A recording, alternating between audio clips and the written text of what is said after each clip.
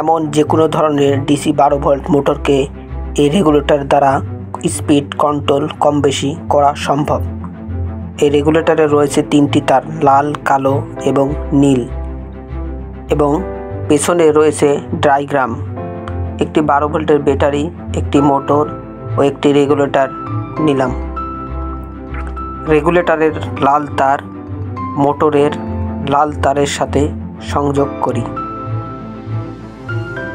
রেগুলেটরের নীল তার মোটরের কালো তারের সাথে সংযোগ করি।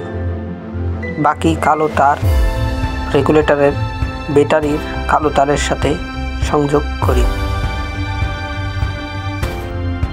ব্যাটারির লাল তার মোটর ও রেগুলেটরের লাল তারের সাথে সংযোগ করি।